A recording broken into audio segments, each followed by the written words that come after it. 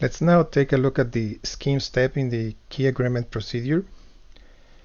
So the very first thing that the participants in the key agreement procedure will need to agree on is the main parameters of the cryptographic operations that are going to be used.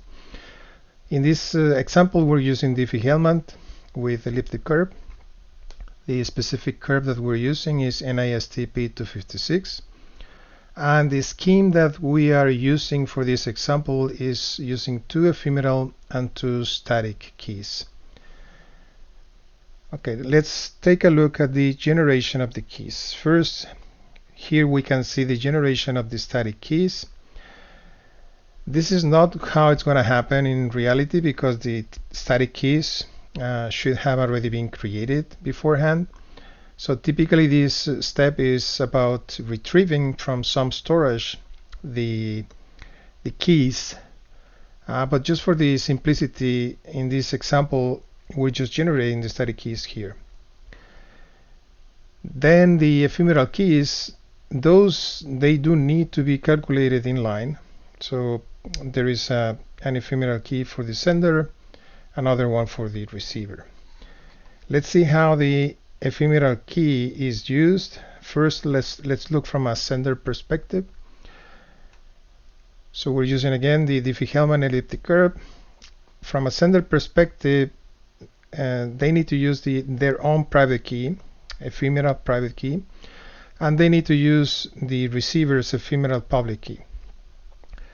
That is going to output a secret that belongs to the calculation from the sender perspective, and it corresponds to the ephemeral part of the calculation.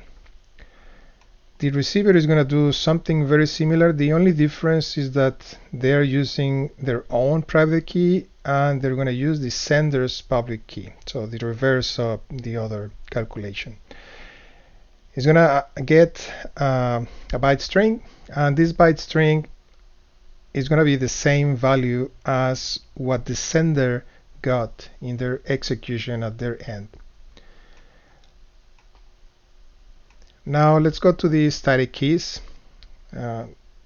It's the same thing, just rather than ephemeral, we're doing it with the static keys. The sender with its own private key, the receiver's public key, they get the output from the Diffie-Hellman algorithm. The receiver, same thing, but now with static key. They use their own private key and the sender's public key. They're going to get the output from the algorithm, and it's going to have the same value as what the sender got. Now at this point, remember that each sender and receiver, they have an output for ephemeral and an output for static.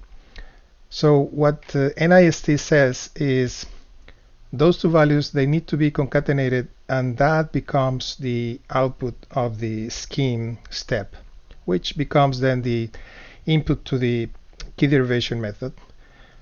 And the order in which they're concatenated is first the ephemeral and then the static piece.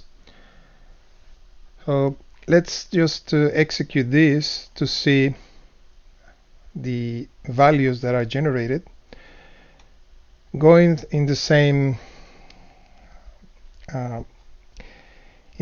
order as the code that we just analyzed. You can see here the ephemeral secret for the sender and the receiver is the same.